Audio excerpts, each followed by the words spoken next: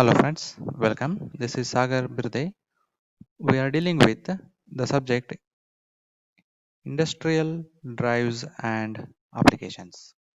In the previous session, we discussed about the introduction to the electrical drives. We gone through the block diagram of an electrical drive, and we also discussed the advantages as well as disadvantages of an electrical drive system. Today, we'll be dealing with the different parts of an electrical drives. Then we'll go to the how to choose an electrical drive for a particular application. Then at the end we'll be discussing about status of AC and DC drives. Let me start with the parts of electrical drives. The main parts of an electrical drive system are the load, motor, power modulator, control unit and source. About load, we discussed yesterday that depending upon the requirement of the load, that is based upon the speed torque characteristics, the required machinery is to be designed, or if it is available, that we can use it as it is. The next important part is electric motors. Now what kind of electric motors I can use in an electrical drive are, maybe you can use DC motors. In DC you can use shunt motors, series motors, compound motors and permanent magnet DC motors. You can go for induction motors also, both of squirrel cage and one rotor. We can go for synchronous motors which may be of wound field and permanent magnet type. Brushless DC motors I can use, and stepper motors I can use for the electrical drive system.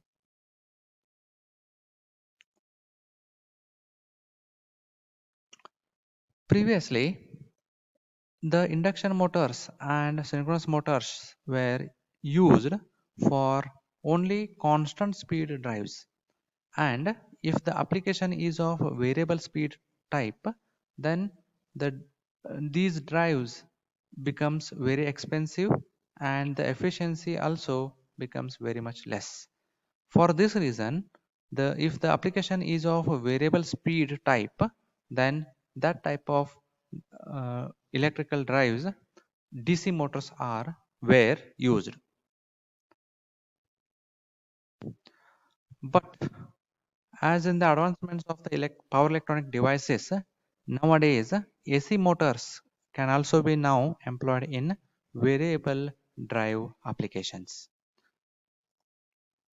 Next major block is power modulators.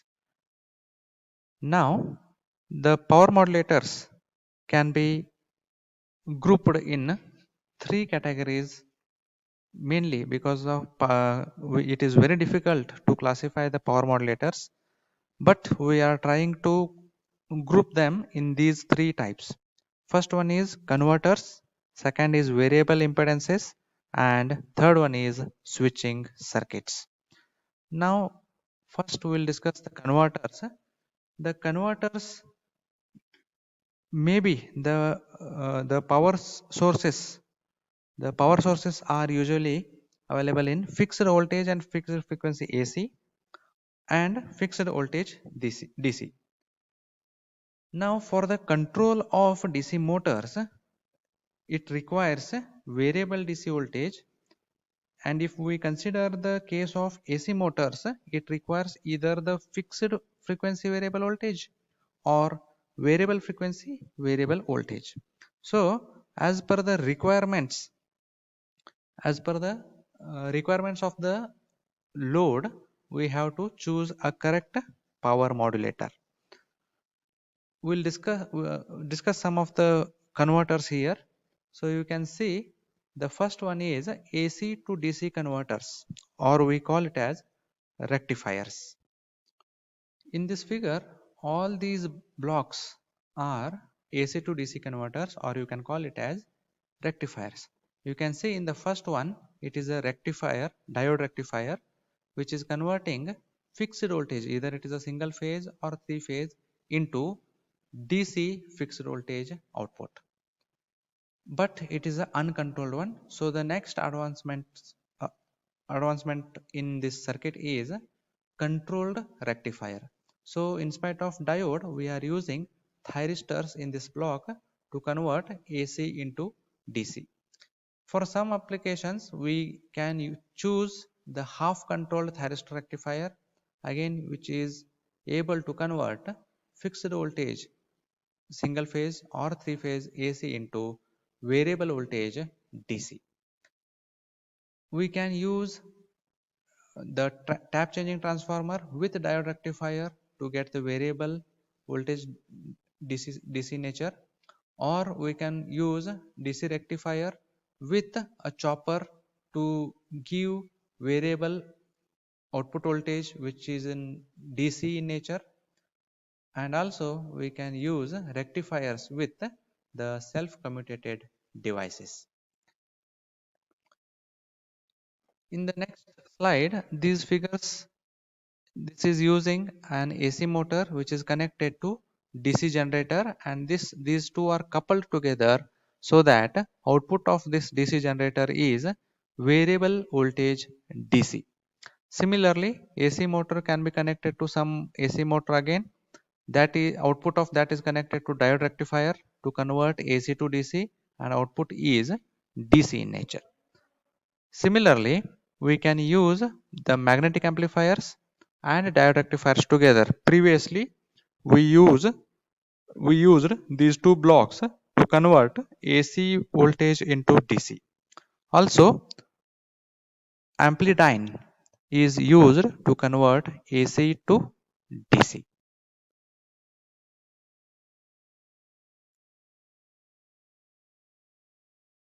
The next type of converters we can use in a power modulator are AC voltage controllers, or you can call AC regulators. As we know, the AC regulators are used to get the variable voltage, which is AC in nature, of the same frequency as that of the source, which is fixed AC voltage. So we can use auto transformer for this case, or we can use the transformer with taps. We can use thyristor voltage controllers. We can use magnetic amplifier to convert fixed voltage AC into variable voltage AC. The next is choppers, or we can call it as DC to DC converters.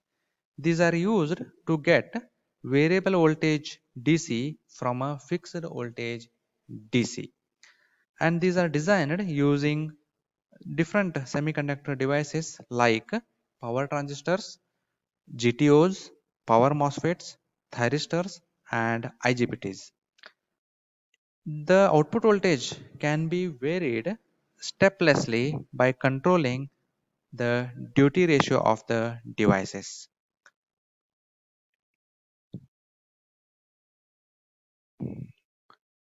In the same way, inverters can be employed to get a variable frequency supply from a DC supply. We can use the pulse width modulated inverters, we can use the stepped wave inverters, also we can use cycloconverters as the converters in power modulator circuits. Next, we'll be discussing about the sources. As we know, in India, either it is a single phase or three phase, 50 Hz AC supply is readily available in almost all the locations. If the drives are consuming very low power, then those are fed from single phase source, and remaining all drives are powered through three phase sources. Next, control unit. The control unit controls a power modulator which are provided in the control unit. The nature of this control unit for a particular drive will be depending on the power modulator which is presently used.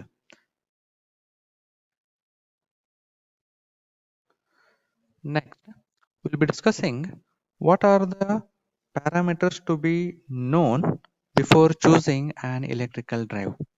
So first, it is important to know the steady state operation requirements, whether the nature of a speed or characteristics or speed regulation, the range of speed, efficiency of that particular drive, the duty cycle, the operation in a different quadrants, or rating of the drive should be known.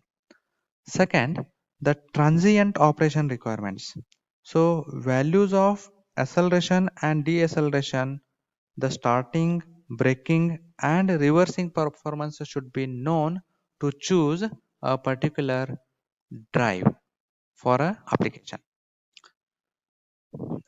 The requirements related to the source should be also known, because the type of source it needs, what is its capacity, what magnitude of voltage it takes, voltage fluctuations, the power factor, harmonics and their effect on the other loads.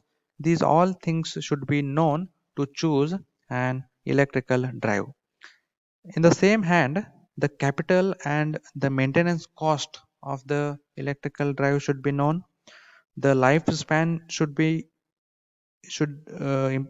play a important factor.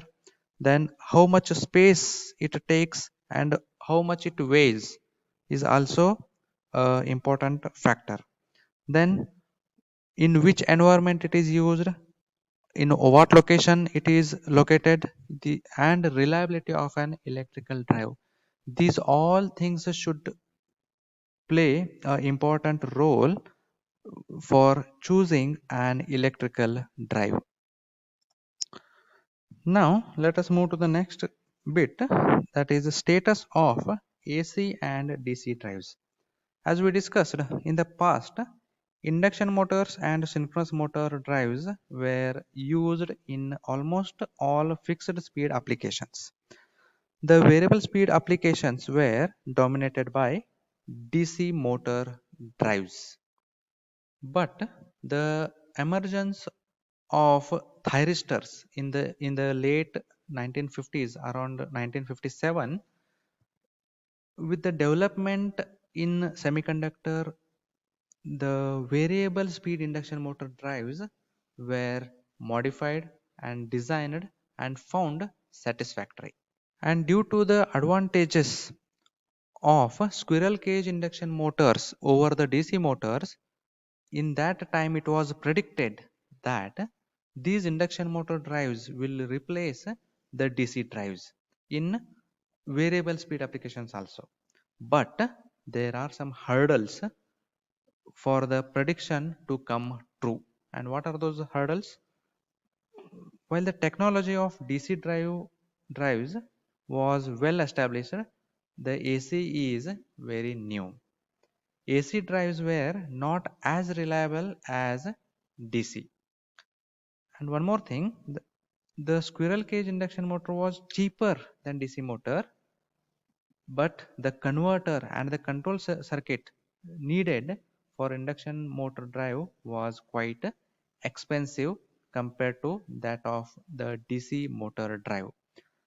That means the total cost of an induction motor drive was significantly higher than that of DC drives.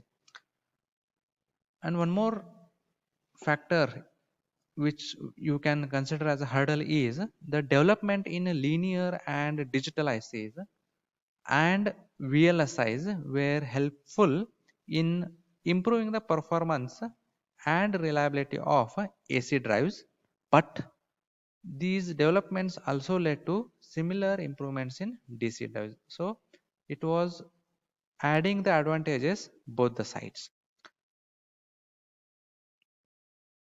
In the 1970s and 80s, the power transistors, thyristors, and GTOs cost were reduced. Also, there were developments in VLSIs and microprocessors. This improvement in control techniques of converters have resulted into the decrement in the cost.